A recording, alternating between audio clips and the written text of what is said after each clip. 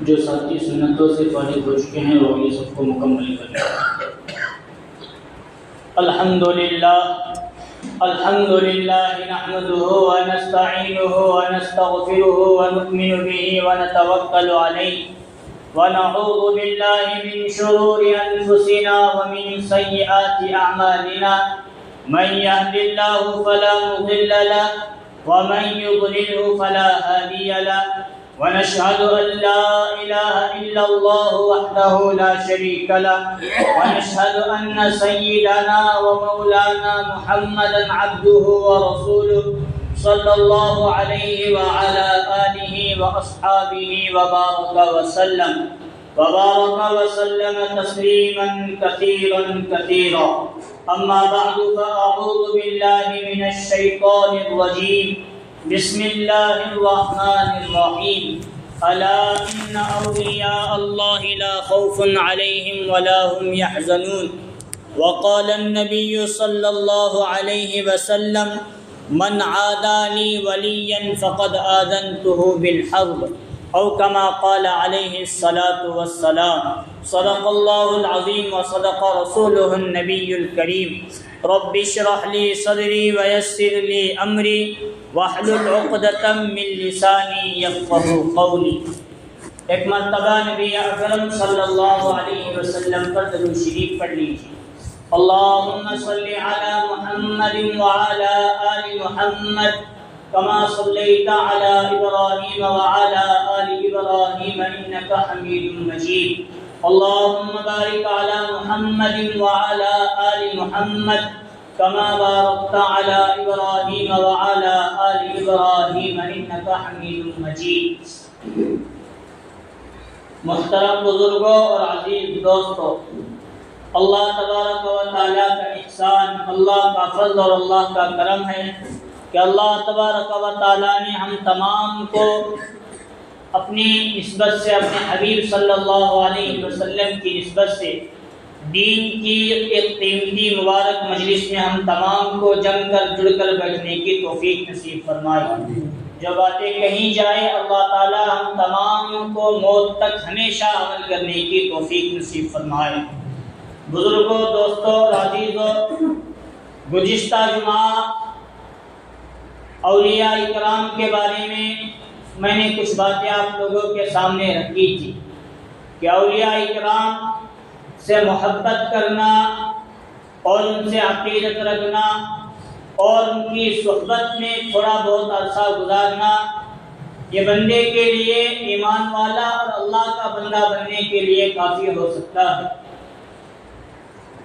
تو ہم لوگوں کو اصل میں چاہیے کہ اولیاء اور علماء کی صحبت ہمیشہ اختیار کرے اور اللہ کے راستے کی نسبت جو اللہ تعالیٰ نے آج کے زمانے کے اعتبار سے دعوت و تبلیغ کا مبارک کام ہمیں دیا، اس میں بزرگ بھی ہیں، اولیاء بھی ہیں، علماء بھی ہیں، اس میں جمتے جڑتے رہیں گے تو انشاءاللہ ہماری زندگی بنے گی اور آخرت بھی بنے گی۔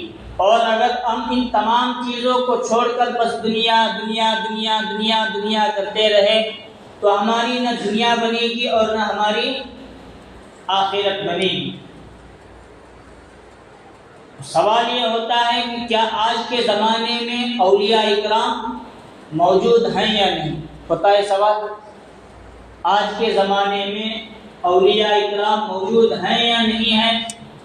ہم میں سے کئی لوگوں کے ذہن میں، کیونکہ کتابوں کے تعلق سے یا پہلے کا زمانہ ہم میں سے کچھ نے دیکھا ہے، ہر شخص دین کی باتیں بیان کرنے والا نہیں تھا۔ کچھ ہی محدود لوگ ہوتے تھے جو دین کی بات بیان کرتے تھے، خود بھی عمل کرتے تھے اور سننے والے بھی عمل کرنے والے بن جاتے تھے۔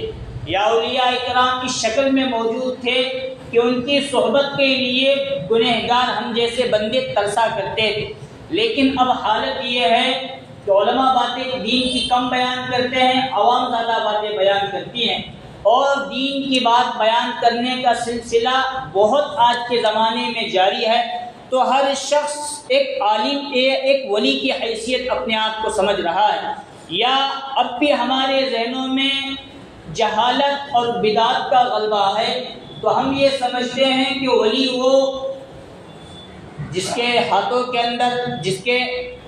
کے تمام انگلیوں کے اندر زیادہ سے زیادہ انگوٹھیاں موجود ہو، ہر ایک کا کھڑا الگ ہو، جو حقہ اور جو گانجا مارتا ہو، خرق عادت چیزوں کو اب اور لوگوں کی زبان سے نکل جاتا ہے وہ دیو مانوس ہے، وہ ولی ہے۔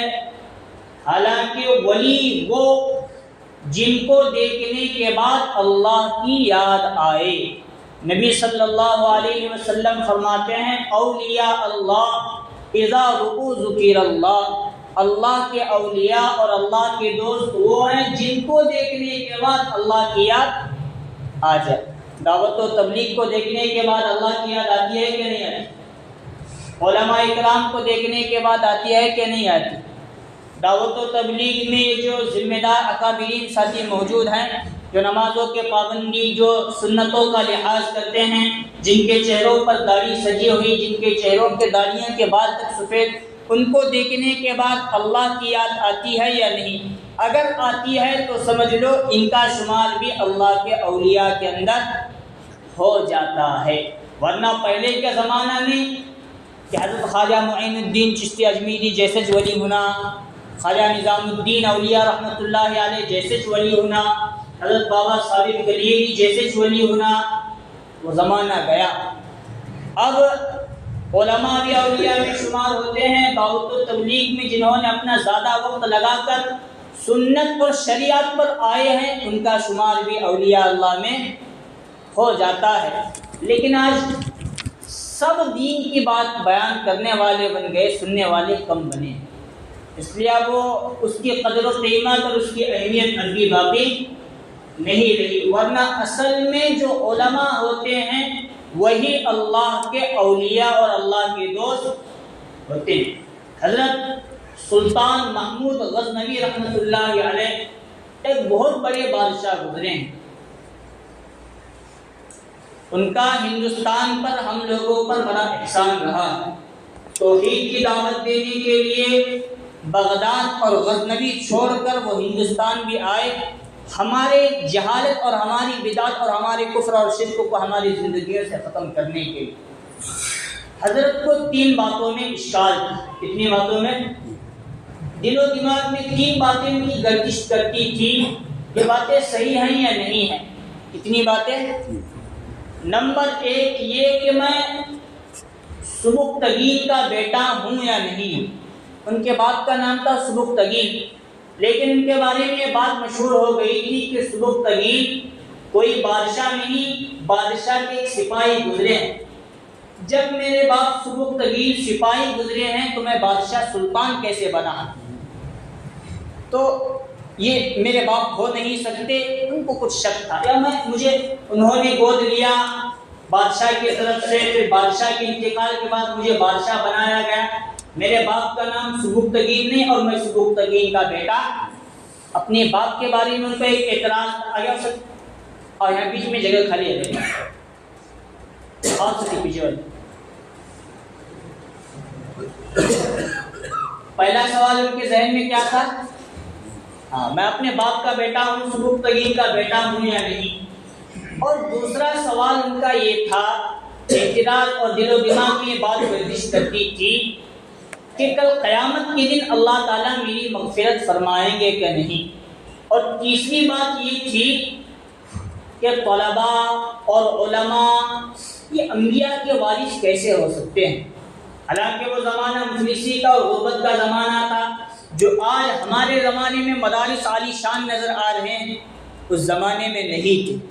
اس زمانے میں کوئی چبوترا ہوتا، کوئی بیٹھنے اٹھنے کی جگہ ہوتی، وہی چیز مدرسہ بن جاتا تھا، اور وہاں بچھانے کے لیے دریچہ اور چٹائی اور قالین بھی نہیں رہا کرتے تھے۔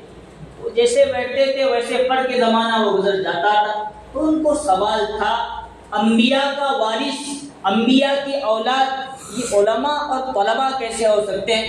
کسی بادشاہ یا بادشاہوں کو ہونا چاہیے۔ یہ 3 سوال ان کے ذہن میں ہمیشہ گردش کرتے تھے۔ اور زمانہ یہ لیپٹاپ کا، موبائلوں کا ترقی یافتہ زمانہ نہیں تھا۔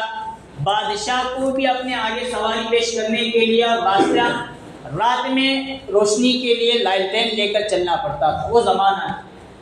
تو ایک مرتبہ بادشاہ اپنے گھر سے نکل کر مسجد جا رہے تھے اور ان کے ہاتھ میں یا ان کے جو سپاہی تھے جو ان کی نگرانی کرنے والے تھے ان کے ہاتھ میں لالٹین کی روشنی تھی، چراغ لے کر چلے تو ایک جگہ دیکھا کہ ایک مدرسے کا پڑھنے والا بچہ ایک طالب علم بیٹھا ہے اور وہ روشنی کے انتظار میں ہے، اور قریب ہی میں ایک کی دکان ہے اور دکان کے دو دروازوں کے درمیان سے روشنی باہر نکل رہی ہے، ایک تھوڑی بہت خلا کی جگہ تھی، اس سے اندر کی روشنی، اندر جو چراغ جلایا تھا اس کی روشنی باہر آ رہی ہے، اسی روشنی میں وہ طالب علم اپنی کتابوں کو پڑھ رہا ہے اور علم حاصل کر رہا ہے۔ بادشاہ اصل میں دیندار، بادشاہ اصل میں عالم بھی، حافظ بھی اور الحمدللہ بہت بڑے دیندار بھی۔ تو انہوں نے سمجھا اس چراغ اور اس لالٹین کی ضرورت مجھے نہیں ہے، اس طالب علم کو چاہیے یہ دین کی علم حاصل کرے گا، کل جا کر وہ عالم بن کر دین کو پھیلانے والا، لوگوں کی تربیت اصلاح کرنے والا بن جائے گا۔ اس لیے وہ طالب علم کے پاس گئے اور اپنا جو چراغ یا اپنے جو لالٹین تھا اس کو اٹھا کر انہوں نے دی۔ بات مکمل ہو گئی۔ رات میں جب سوئے ہیں تو نبی صلی اللہ علیہ وسلم کی زیارت ہوئی اور حضور صلی اللہ علیہ وسلم نے فرمایا، اے سبکتگین کے بیٹے محمود، پہلا سوال حل ہوا، اے سبکتگین کے بیٹے محمود، تو نے میرے ایک وارث کی مدد کی، کل قیامت کے دن میں اللہ تعالیٰ سے درخواست اور دعا کر کے تیری مغفرت فرما دوں۔ ایک خواب میں ایک ہی جملے میں نبی صلی اللہ علیہ وسلم نے تینوں سوالوں کا جواب، سمجھ میں بات آئی کہ نہیں؟ پہلا سوال کیا تھا؟ میں سبکتگین کا بیٹا، حضور نے کیا فرمایا؟ اے سبکتگین کے بیٹے محمود غزنوی۔ اور ان کا دوسرا سوال کیا تھا؟ کل قیامت کے دن میری مغفرت ہوگی نہیں؟ حضور نے جواب دیا، کل قیامت کے میدان میں میں اللہ سے درخواست کر کے تیری مغفرت کروا دوں۔ اور تیسرا سوال کیا تھا ان کا؟ طلباء اور علماء یہ انبیاء کے وارث ہیں یا نہیں؟ اسی لیے نبی صلی اللہ علیہ وسلم نے فرمایا، العلماء ورثۃ الانبیاء، علماء یہ انبیاء کے وارث، انبیاء کی اولاد ہیں۔ فإن الانبیاء لم یورثوا دینارا ولا درہما، اللہ کے انبیاء علیہ السلام علم اور میراث میں یہ دین اور دین کی محنت اور علم دین چھوڑ کر جاتے ہیں، درہم، دینار، جائیداد، پیسہ وغیرہ چھوڑ کر نہیں جاتے۔ اس نسبت سے علماء انبیاء کے وارث ہیں۔ تو میں یہ بات اصل میں یہ کر رہا ہوں کہ علماء کی صحبت بھی اختیار کرنا، دعوت کی صحبت اختیار کرنا، ائمہ کی صحبت اختیار کرنا، بزرگوں کی صحبت اختیار کرنا، اولیاء اکرام کی صحبت اختیار کرنا، یہ ہم لوگوں کے لیے انشاءاللہ کل قیامت کے دن ذریعہ مغفرت اور نجات بنے گا، جو آج ہم سے یہ ہونے کے لیے تیار نہیں۔ ہم علماء کو علماء سمجھنے کے لیے تیار نہیں، ائمہ کو ائمہ سمجھنے کے لیے تیار نہیں، اور بزرگان دین کو ہم اپنا بڑا اور اپنا مربی اور مشرق سمجھنے کے لیے تیار نہیں، تو ہمارا کہاں سے ایمان بنے گا اور ہماری کہاں سے اصلاح ہوگی؟ جب بندہ مجھے کچھ نہیں آتا سمجھ کر بیٹھ جاتا ہے تو اللہ تعالیٰ اسے ہر چیز دینا شروع کرتے ہیں۔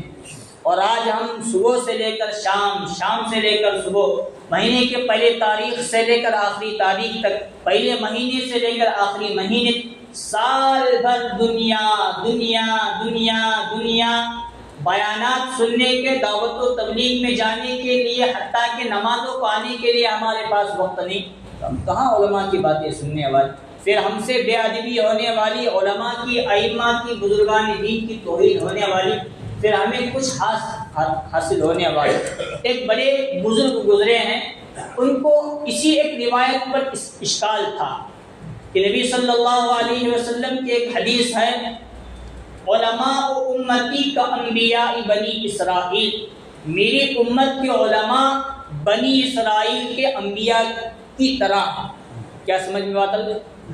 میری امت کے علماء کن کی طرح ہیں؟ توجہ سے میری امت کے علماء کن کی طرح ہیں؟ بنی اسرائیل کے انبیاء کی طرح ہیں۔ حالانکہ انبیاء کا مقام بڑا اور علماء کا مقام چھوٹا، لیکن حضور نے فرمایا تو فرمایا میری امت کے علماء کن کی طرح ہیں؟ بنی اسرائیل کے انبیاء کی طرح ہیں۔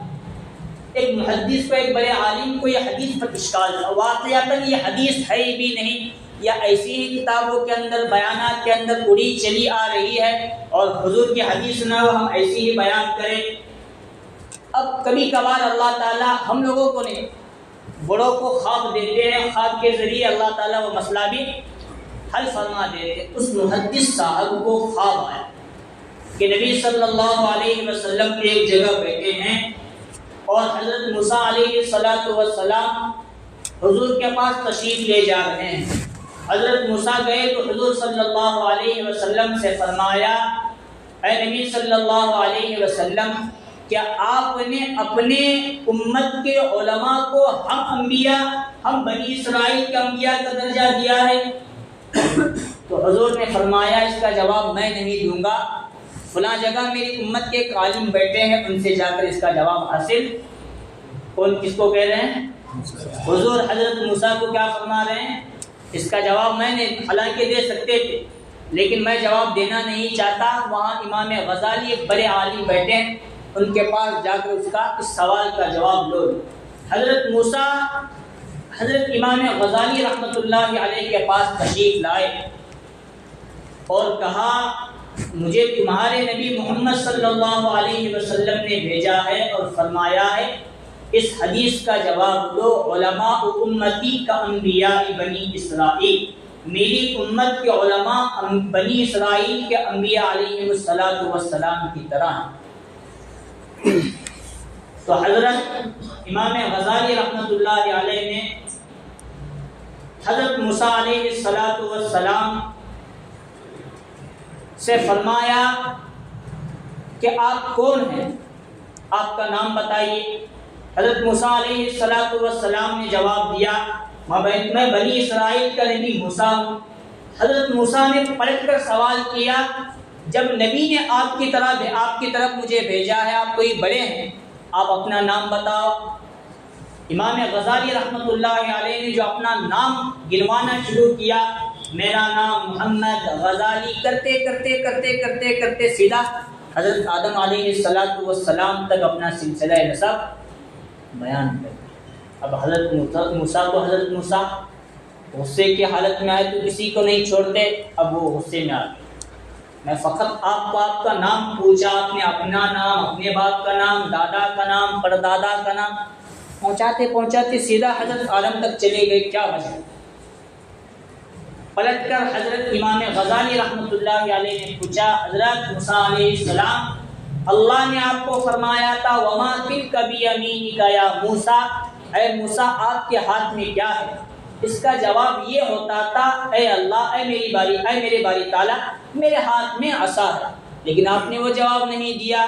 وما تلک بیمینک یا موسیٰ کے جواب میں قال لی عصای اتوکأ علیہا واہش بہا علی غنمی ولی فیہا مآرب اخری، میرے ہاتھ میں عصا ہے، میں اس سے بکریاں چراتا ہوں، ٹیک لگاتا ہوں، پتے جھاڑتا ہوں، بکریوں کو چراتا ہوں اور دوسرے بھی کام گنوا۔ حالانکہ اللہ نے آپ سے ایک سوال تھا، آپ کے ہاتھ میں کیا؟ جواب تھا عصا۔ حضرت موسیٰ نے فرمایا وہ اللہ کی اور میرے درمیان ہم کلام کی، پھر اللہ سے مجھے موقع کب ملے گا بات کرنے کا، اس لیے میں نے گفتگو کو طویل فرمایا۔ ادھر حضرت امام غزالی رحمۃ اللہ علیہ نے جواب دیا، آپ تو بڑے نبی ہیں اور میں امت کا گنہگار ایک عالم، آپ جیسے نبی سے پھر میری ملاقات اور گفتگو ہونے کا موقع کب ملے گا، اس لیے میں نے بھی آپ سے شرف کلام حاصل کرنے کے لیے لمبی گفتگو۔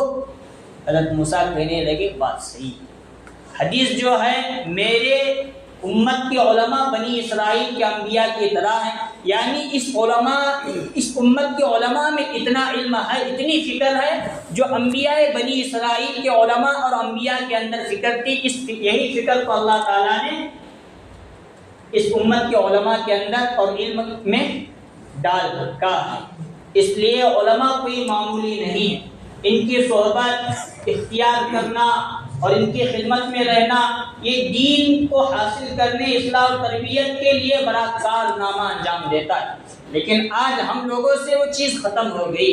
اصل میں یہ عنوان اس لیے بیان کر رہا ہوں، ملا پلاٹ میں ابھی جو مجلس شروع ہے ابھی میں گر رہا تھا، شاید بڑے بڑے 9 علماء کے بیانات کہتے ہیں بڑے بڑے، چھوٹے موٹے نے، چھوٹا موٹا کا تو میں میرے جیسے میں بات نہیں کر رہا، بڑے بڑے علماء، وہ علماء جن کی تاریخ لینے کے لیے لوگ آگے پیچھے رہتے ہیں، لیکن ہم نے وہاں جا کر دیکھا ایک سمبا کی لوگوں میں یہ فکر نہیں، ہمارے کسی لوگوں میں آخری دعا کتنی بجے ہونے والی وقت آج بولو مولانا، آخری دعا جمعہ کی شام میں مغرب کے بعد ہونے والی، اور نماز اذان کتنے بجے ہوں ملا پلاٹ میں 7:45 بجے، میں 8 بجے تک پہنچنے کو تو ایک آدھا گھنٹہ آخری کی دعا ہوتی نہیں، یہ ہماری فکر۔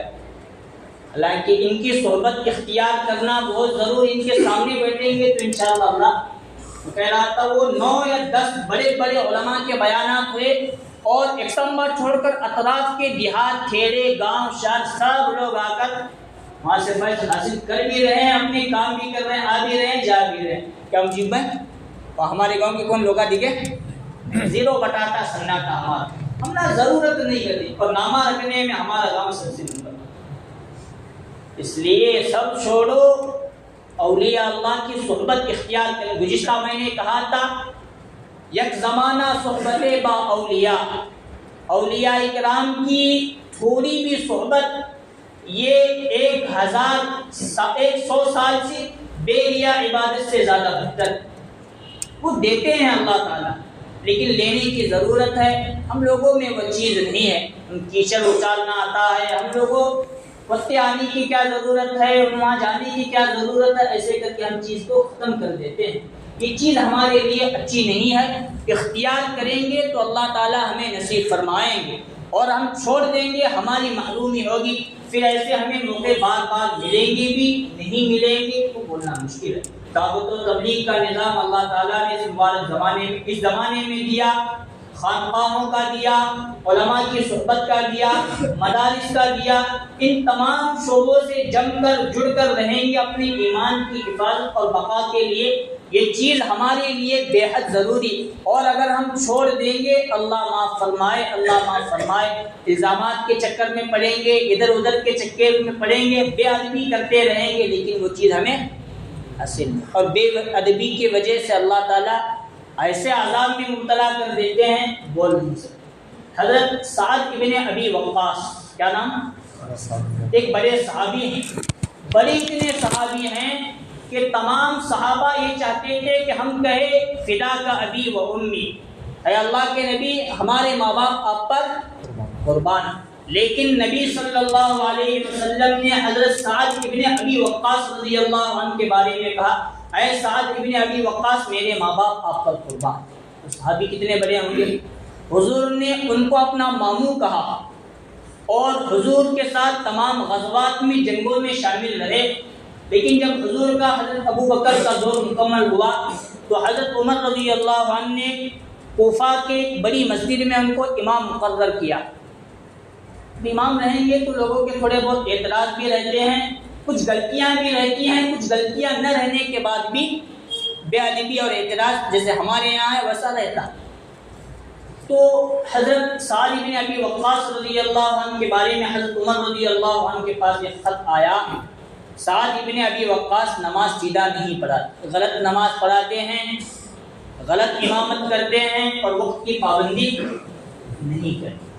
حالانکہ صحابی، وہ صحابی اتنے بڑے، حضور نے اتنے القاب سے نوازا، حضور سے نماز انہوں نے سیکھ کر مصلی پر کھڑے تھے، ان کو کوفہ والے الزام لگا رہے۔ تو حضرت عمر رضی اللہ عنہ نے جو صحابہ کو کوفہ روانہ کیا، سعد بن ابی وقاص کے بارے میں جو شکایتیں آ رہی ہیں، دیکھو واقعتاً یہ شکایتیں ہیں بھی نہیں، معلوم کر کے آؤ۔ تمام محلوں میں گھوم پھر کر وہ حضرت سعد بن ابی وقاص رضی اللہ عنہ کے بارے میں معلوم کرتے، ہر ایک نے تعریف کی، ہر مسجد والوں نے تعریف کی، لیکن جس مسجد میں حضرت سعد بن ابی وقاص نماز پڑھاتے تھے وہاں کے تمام لوگوں نے تعریف کی، لیکن ایک شخص نے حضرت سعد بن ابی وقاص کا برائی بیان کی۔ حضرت عمر رضی اللہ عنہ کو معلوم ہوا کہ اس ایک کی وجہ سے پورے کوفہ کے اندر بد امنی پھیل سکتی ہے اور بغاوت ہو سکتی ہے، اس لیے انہوں نے حضرت سعد بن ابی وقاص رضی اللہ عنہ کو معلوم کیا اور فرمایا تمہارے بارے میں میرے تک یہ شکایت آئی، اس لیے میں تمہیں امامت سے اور حاکمیت سے معذور کر رہا ہوں۔ حضرت سعد بن ابی وقاص رضی اللہ عنہ کی آنکھوں میں آنسو آئے، انہوں نے اس وقت ہاتھ اٹھا کر یہ بد دعا دی، اے اللہ جو میرے بارے میں اس طرح کی برائیاں پھیلا رہا ہے اس کی عمر میں اضافہ فرما دے اور زمانے کے فتنوں کے اندر اسے مبتلا کر دے اور اس کی روزی کو تنگ کر دے، اتنی تنگ کر دے کہ وہ لوگوں سے بھیک مانگنے پر مجبور ہو جائے۔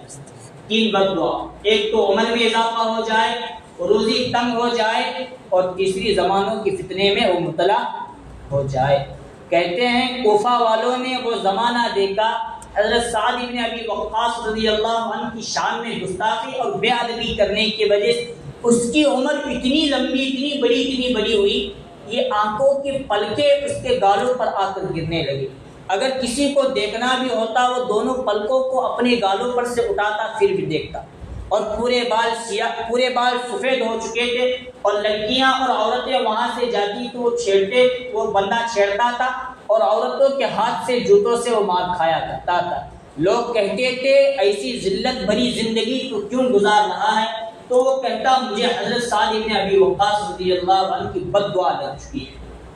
یہ اولیاء علماء کی شان میں گستاخی کرنے، ان کی بے ادبی کرنے کا یہ وبال بھی آ سکتا ہے، اور ان کی صحبت اختیار کرے تو اللہ تعالیٰ مغفرت بھی فرما سکتے ہیں۔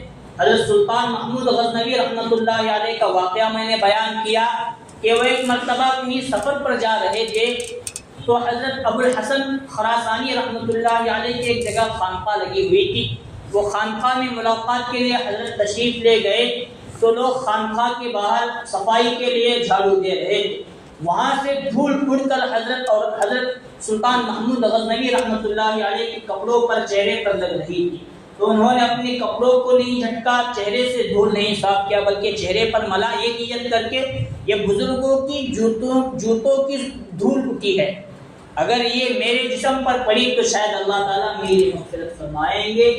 جب انتقال ہوا خواب میں کسی نے دیکھا، پوچھا کیا بنا، تو حضرت سلطان محمود غزنوی نے فرمایا بزرگوں کے جوتوں کی خاک کی برکت سے اللہ تعالیٰ نے میری مغفرت، یہ چیزیں اللہ تعالیٰ نصیب فرمائے۔ موقع میں اللہ تعالیٰ نے بہت اچھا دیا۔ ابھی ہمارے استاد حضرت قاری عبدالرشید صاحب اجمیری دامت برکاتہ ان کا بیان جمعہ میں بھی شروع ہے، مغرب کے بعد بھی ان کا انشاءاللہ بیان ہونے والا ہے، اسے موقع ملے نہ ملے سب ساتھی وہاں بھی پہنچنے کی فکر کریں۔ اللہ تعالی ہم تمام کو ان کہی ہوئی باتوں پر عمل کی توفیق نصیب فرمائے، آمین۔ وآخر دعوانا الحمدللہ رب العالمین۔